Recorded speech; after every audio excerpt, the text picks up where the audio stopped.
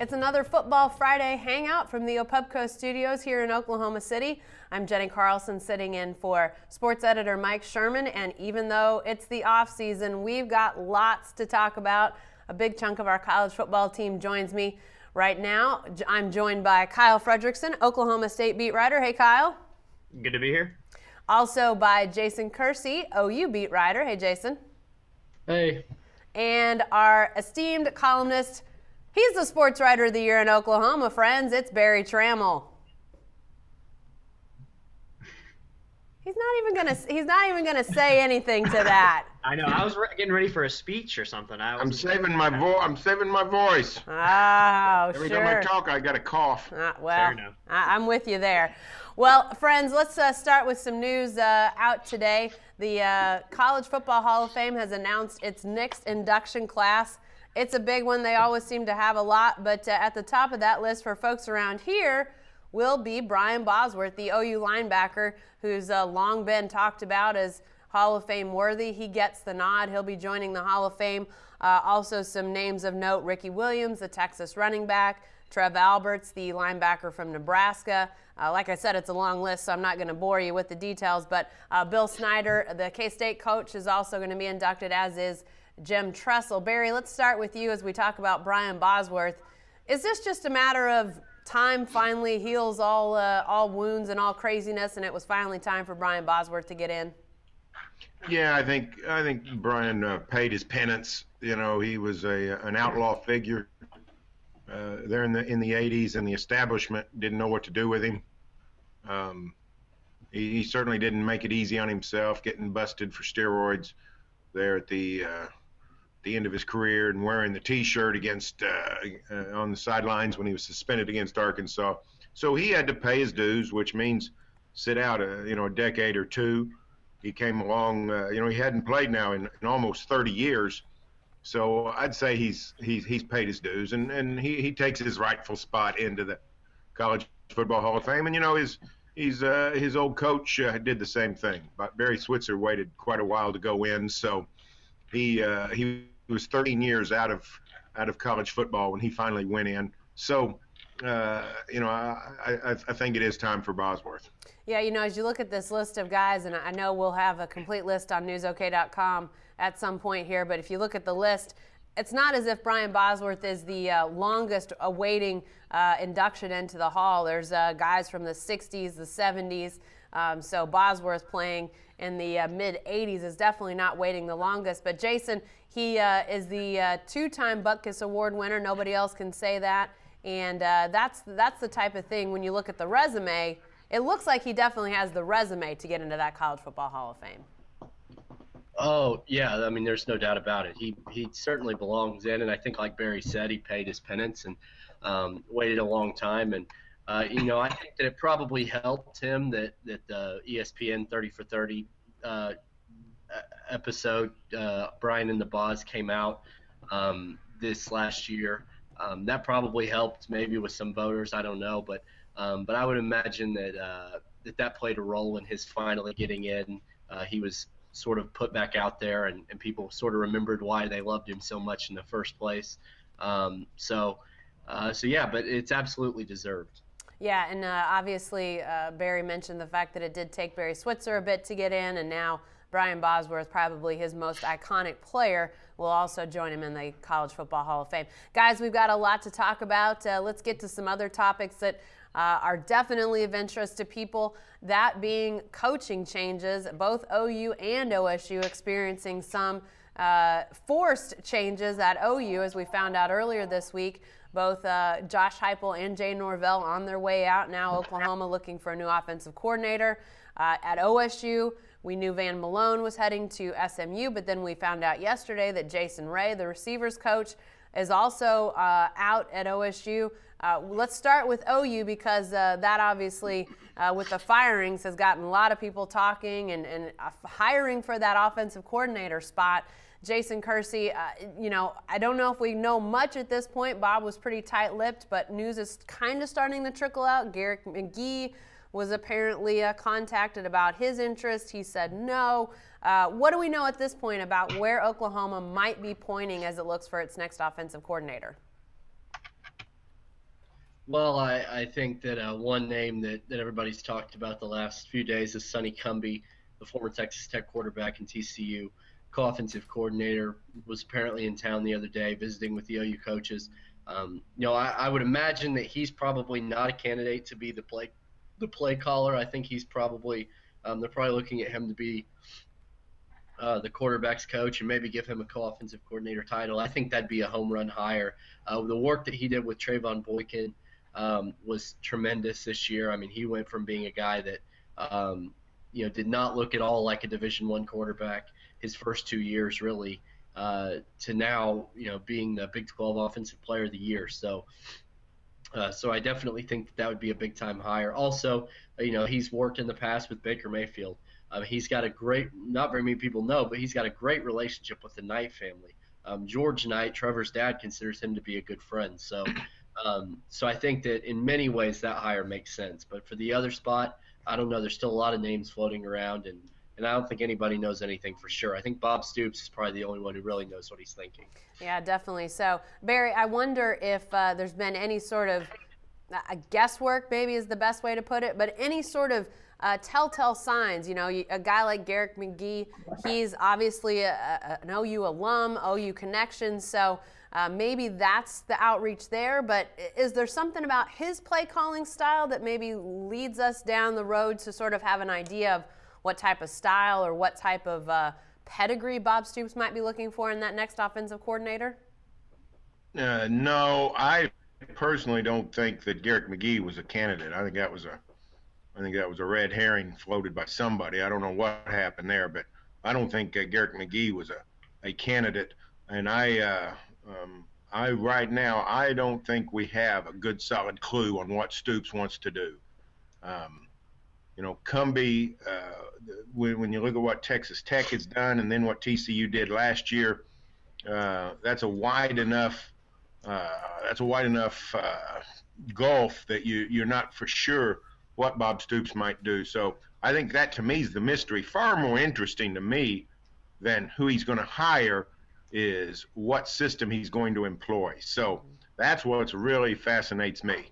Yeah, and I would echo that because this move to the zone read and the trying to run the quarterback, it sounded to me, guys, at Bob Stoops' Tuesday morning press conference like throwing the ball, even if that means that quarterback is a statue in the pocket, is of the utmost importance, which is more pro style or leaning more towards pro style traditional offense than say running that quarterback. And we obviously had talk about Sonny Cumbie being in town, and you wonder having those two spots open if they would bring in an offensive coordinator who would then be able to hire his own quarterback's coach, perhaps. How does Sonny Cumbie factor into that or not? I don't know.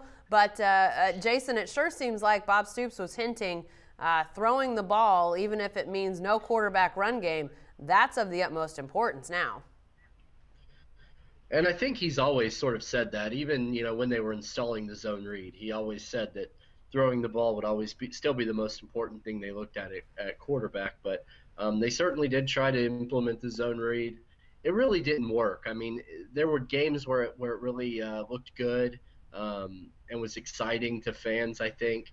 But on the whole, I mean, even in their best offensive games, I really look at the Sugar Bowl, obviously. They didn't really do much zone read. They just took advantage of the fact that Trevor Knight was mobile enough to escape pressure and keep plays alive. And I think that's where the mobile quarterback really comes into play. I think that's way more important to what they want to do than the ability to run the zone read, because I just think that they want to be able to throw the ball, and it's obvious the most offensive success they've had through the years has been when they really focus on that and don't really try to do all this other stuff. Yeah, I think a lot of people that cheer for the Sooners would much rather see, Sam Bradford or a Jason White unable to escape anyone but able to throw it on the money than somebody who looks like Johnny Manziel. We'll see if that is what we're heading towards in Norman. Let's bring in Kyle Fredrickson here to talk about OSU for just a second. We'll continue to talk about coaching changes. By the way, if you're watching us live and you want to ask a question of any of our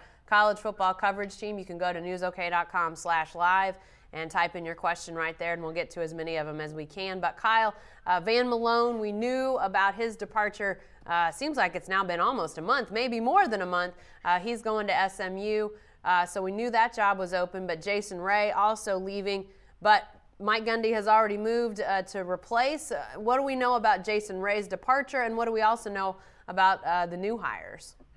Well, starting off with Ray, I think it's interesting. It's hard to say exactly what the reason for his dismissal was at this point. But what we've seen out of this offense recently and how OSU has started to utilize the tight end in its passing game, they might just be thinking that 2 wide receivers coaches is one too many, with having Casey Dunn as well with that unit. They actually, I think it was this past season or the year before, they went away from having an inside receivers coach and an outside receivers coach. It's one group now. So to have one coach over that unit, it makes a lot of sense. And when you look at these hires, especially for the guy who maybe figures to help out on the offensive side of the ball, it would point in that direction.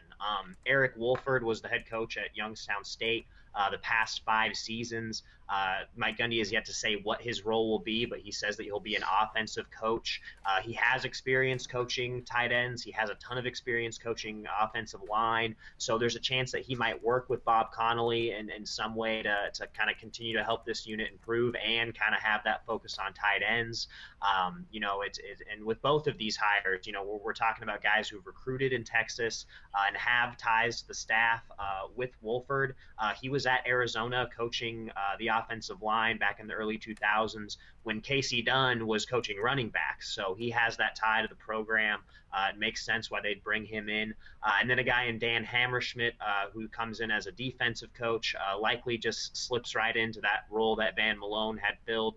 He actually coached at Colorado State with Tim Duffy just a few years ago. So those guys have a relationship. And so, to kind of judge on how good these hires are, I mean, we'll just kind of have to see how they play out. OSU obviously has a track record of bringing in successful guys who've gone on to better jobs in assistant roles like this, like we saw with Van Malone. So, 2 guys with impressive coaching resumes who bring a lot of experience, and like I mentioned, have had that experience recruiting in Texas, which is clearly a priority for this team when they're picking their coaches. It's interesting as we talk about coaching changes. I'm mindful of the fact that it wasn't so long ago that watching these 2 teams play out the season, we really felt like there might be massive coach change and coach upheaval at OSU as the Cowboys were struggling through that 5-loss downturn mid and late season. And Barry, it sounds to me like at this point, if Jason Ray is on the outs, that that's the one change that OSU is going to make. Mike Yurcich is the offensive coordinator for the foreseeable future. What do you think about the fact that Yurcich is that guy? They're not going to go away from him. It seems like all signs are pointing on the up and up at OSU, and why change now? But I know that was something that all of us thought, not even 4 or 6 weeks ago, might be a change up at OSU. Well, I thought Yurcich was a little bit unfairly criticized because he basically didn't have a quarterback and didn't have a line. Now, I'm not saying he didn't have a quarterback. He didn't have the quarterback of choice with the loss to J.W. Walsh. In this season, Mike Yurcich had J.W. Walsh or Mason Rudolph as his quarterback 4 games. Those 4 games were Florida State, Baylor, Oklahoma, Washington. 4 solid teams, more than solid in a couple of cases. And those are the 4 games in which this Cowboy offense looked the best, played very well. 31 points on Florida State, 28 Baylor, 28 offensive points on the Sooners, 30 on Washington. The Oklahoma State offense was pretty solid this year when it had one of its 2 quarterbacks. So I think Yurcich did a solid job. I think any talk of a change at offensive coordinator, I think that had to be erased when we saw that what Mason Rudolph could do. Well, and I think some of that talk, Barry and Kyle, was largely because people felt like the season was headed south. There might need to be a scapegoat. And Kyle, obviously at this point, no scapegoat necessary at all on the offensive or defensive staffs at OSU. Yeah, I mean, and when we talk about heading forward with expectations for this team, I mean, they've got to be sky high at this point, especially just when you look at what the conference is going to look like next year. You know, Baylor is going to return a guy in Seth Russell who's been sitting behind Bryce Petty these past 2 years, and when he's come in, he's looked impressive at quarterback. Obviously, Boykin is going to come back for TCU, and they're going to be the preseason favorite, not only in the Big 12, but I think in a lot of people's mind for possibly a national title next year. But behind that, I mean, it seems pretty wide open. And when you look at the quarterbacks that are down the list from those two guys, I mean, Mason Rudolph's got to be in the conversation as the third best in the league, simply from what we've seen out of him in just a couple games with how this offense has been clicking.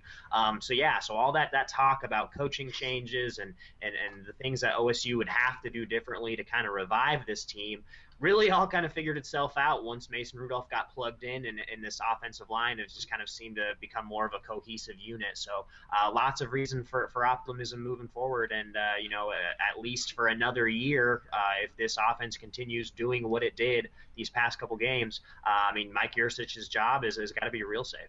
Well, for all the sunshine and sparkles in Stillwater, I'm not so sure that there are quite so many happy faces in Norman. Let's bring Jason Kersey back in here because, Jason, even with the changes on offense, which were massive, fans had been calling for that, and lo and behold, Bob Stoops went in a different direction with offensive play calling, offensive coordinating. But I think the question is still sort of out there, is this it? Are there going to be any more changes? Because that defense did have massive issues this season. Do you get a sense like the coaching changes are done, or could we possibly see more? I think that Bob Stoops is giving Tim Kish and Bobby Jack Wright until signing day to see what they can bring in. I mean, that's my sense is that they're probably, I think they're still in on some linebackers. They want to see what Tim Kish can do. He's really whiffed on a lot of guys. He's missed a lot of big-time linebacker prospects that were interested in Oklahoma, and I think that's what put him on the hot seat.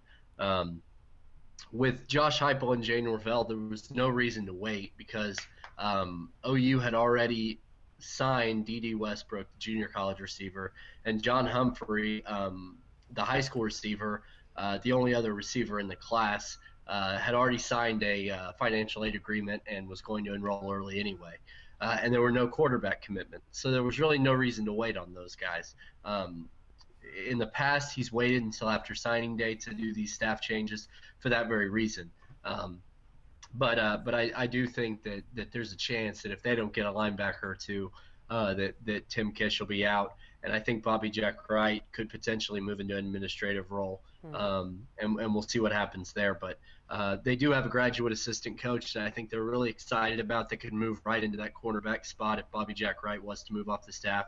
Chip Viney, he's already one of the best recruiters on the staff, but he's not allowed to go out and recruit because he's not a full-time assistant coach. So I think he's a guy that they could put right in there.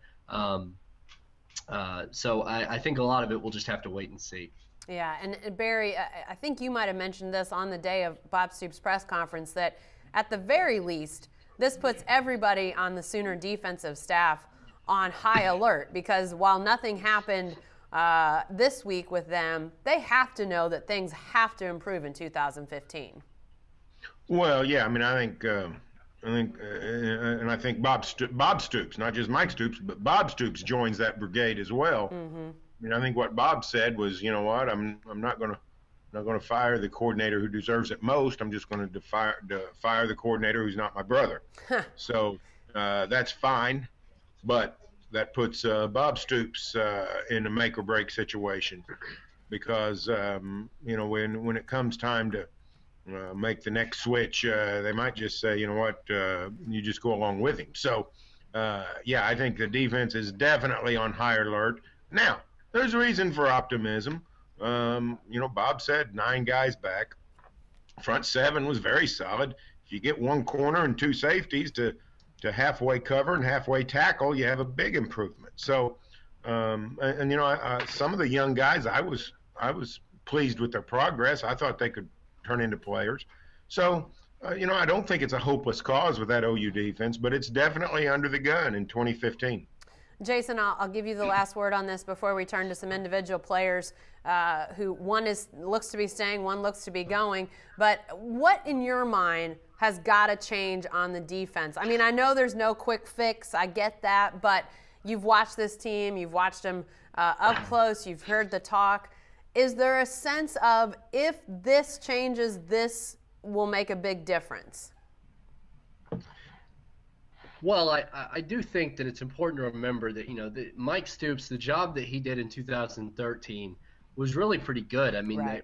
They didn't lose any games because of the defense in 2013. They played really well in the Baylor game. The switch to the 3-4 was a resounding success, I think, for the most part.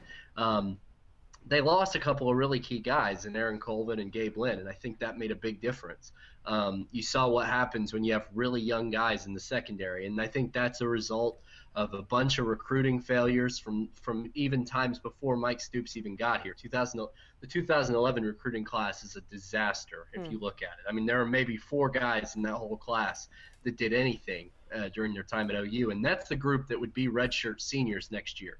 So the 2 freshmen that played, I think Jordan Thomas and Stephen Parker are both guys that can be really good. I think they showed flashes of what they can do. I think Ahmad Thomas was bad, and I think they're going to have to find another solution at that position. But I do think there's reason for optimism, and I like Barry said, the front 7 played really well. There were problems in the secondary that I think they're going to solve with recruiting and getting guys more experience. So I don't think that it necessarily is time to fire Mike Stoops or get rid of him. I think that maybe he needs another year. All right. Well, let's I'll mention to folks you're watching the Football Friday Hangout here on newsok.com. If you'd like to ask a question of our football coverage team, you can go to newsok.com/live and do that, and we'll try to get to any of those that come in. I mentioned earlier, let's talk to some players, one who looks to be staying, one who is definitely going, and let's start with J.W. Walsh, Kyle. There was a question of would he stay. You had a chance to catch up with his dad this week, and it sounds like even though Mason Rudolph looks to be the quarterback of the here and now and the future for the Cowboys, J.W. Walsh isn't going anywhere.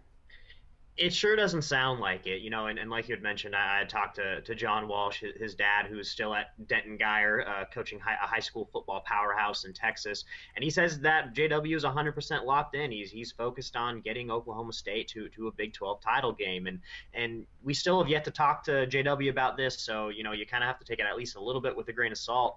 But, we're talking about a guy who's going to graduate in the spring. If he wanted to, he could do what Russell Wilson did, going from NC State to Wisconsin by enrolling in a graduate program that OSU doesn't offer at another university. He could play right away. And, if you want to read into these things, the last person that J.W. Walsh followed on Twitter was Chad Morris at SMU. So, you look at that, you think about his situation, you think about his lack of playing time moving forward if Rudolph is the guy. And it makes sense, but, I mean, the narrative kind of always comes back to what we learned in January of 2011 when Walsh first enrolled.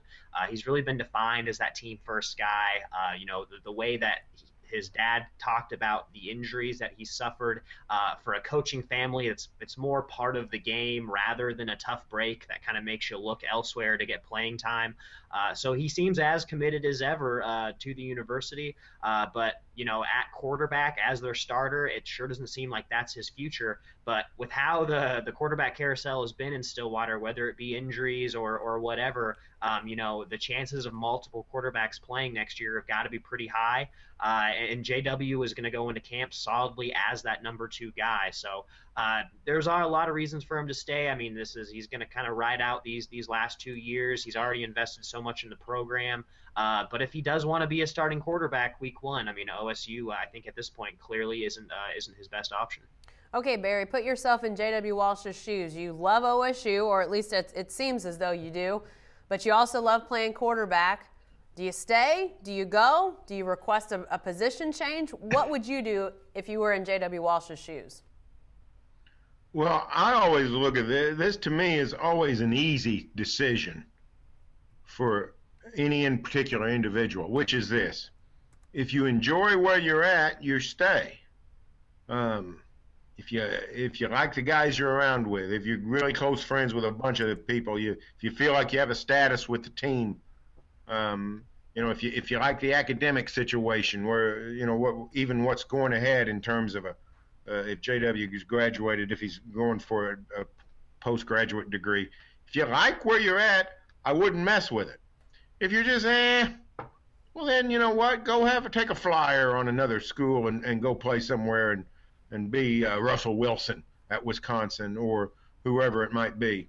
I can't answer that for J.W. Walsh. I don't know his particular situation, but I just look at their life. I sometimes think we overcomplicate this, and I've seen people in all facets of life leave where they're at, leave a job, leave a part of the country, leave whatever it is, because they're pursuing something that's they thought was really cool, one particular thing, whether it's a job status or a salary or whatever, and they leave behind a good situation, and it doesn't pan out for them. So if J.W. Walsh is in a good situation, if he likes where he's at, and really the only bummer is that Mason Rudolph's here and about to take most of the snaps, if that's the only downer, I wouldn't leave OSU.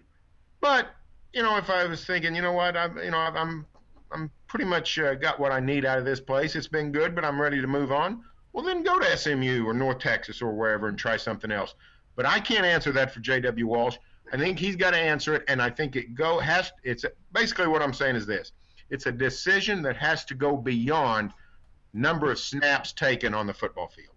And, to add to that point, I mean, we're not talking about an NFL prospect here. We're not talking about some guy who wants to increase his profile so he can go play on down the road. I mean, I think J.W. Walsh understands his skill set and understands his role on the team. And why not ride out that leadership role and be that guy in a locker room, as opposed to going somewhere else and trying to have to build up that reputation and try to be that guy somewhere else. It just makes a whole lot of sense that he stays. I'd love to see the coaching staff, play around with his youth a little bit. I mean, we saw that Gundy wasn't afraid to switch Castleman around in the bowl game. Why not put Walsh in at running back when they get 3 in the diamond? Why not have him run a little bit of zone read just to kind of see if it'll work and to kind of show the senior, a little bit of respect, in his last couple of years, just for what he's meant to this program. Yeah. If they don't get any more running backs in, they might have to just put him at running back, period, in paragraph, in story. You're not kidding. That's right. If they went with the fat cat, surely J.W. Walsh could play some running back. Hey, right. let's turn back to OU here before we run out of time and talk about Dorial Green-Beckham. Bob Stoops, in the middle of his press conference announcing offensive coaching changes, drops the bomb that, Dorial Green-Beckham told me about a week ago that he's headed to the NFL. He won't play for the Sooners. And Jason, I'm not sure anybody was surprised that Dorial Green-Beckham will never play a down for the Sooners, but what kind of impact does this have moving forward? Well, I mean, I think it obviously has a pretty big impact in terms of the receivers. I mean, this just means that they still don't have any receivers coming back that are proven outside of Sterling Shepard, and I think they really could have used him next year. But I also, I just don't think that I don't think anybody was under any impression that there was a great chance Dorial Green-Beckham was going to stick around. However, I do think that Dorial Green-Beckham is going to have to answer for this to the NFL. I think that when they get there, he's going to look really good in the at the combine. He's going to wow them with his skills. But I also think that he's the fact that OU really stuck their neck out for him, taking a chance on a guy that had a lot of legal problems, that was pretty toxic in many ways. Nobody really wanted him. And he came to OU, and they gave him a place to be, and he left without ever contributing anything. And I think that that might not look so good to some NFL teams. Now, maybe the talent in the end wins out, and he becomes a first-round pick. I don't know, but I don't think it's a very good look. Well, Barry, Jason talks about how it's going to look for Dorial. What about for OU? Green-Beckham never got in trouble while he was in Norman, at least not that we know of. How does this short era end, the fact that OU did stick its neck out for this guy? Well, the only downside to the whole thing for OU is the PR hit it took with Green-Beckham's, sort of the cloud over him at Missouri with the domestic violence charge. That's the only downside. I'm not saying that's a small downside, but other than that, it was a great risk. I mean, you'd take that any time. An NFL prospect wants to come and spend a year on your campus and sit out, and maybe he'll go pro and maybe he won't. You'll take that every time. Now, the odds were great that he would go pro. So, nothing ventured, nothing gained. I don't think the Sooners, it cost them too much other than just the PR hit it took. And frankly, in this summer of Ray Rice and Frank Shannon and Joe Mixon, DGB became sort of a footnote. So it really wasn't even that big a deal. The Missouri politicians made some noise about it. But I'd say OU emerged from DGB largely unscathed. All right, let's go up-tempo offense to get us out the door, fellas. Let's give our national championship game picks and one sentence why you picked it. Kyle, we're going to start with you. Oregon by 2 touchdowns. The offense is too quick. If they play with a lead, they can just check down and still just keep rolling and be physical. So I think Oregon easily. All right, Jason, what about you? I'm picking Oregon. I think by 2 or maybe even 3 touchdowns. Wow. And why? Because I think they're a lot better. I just think they're a lot better. All right, Barry, what about you? Not too insightful, but.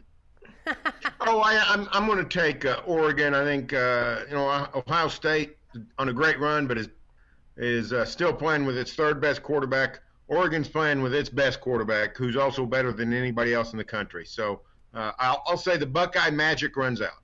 I'm also going with Oregon. I just think they're too much on offense, too many quacks, too many ducks. All right, that's it for our Football Friday Hangout. Thanks for joining us, and be sure to stay with the best coverage team anywhere at newsok.com and every day in the Oklahoman.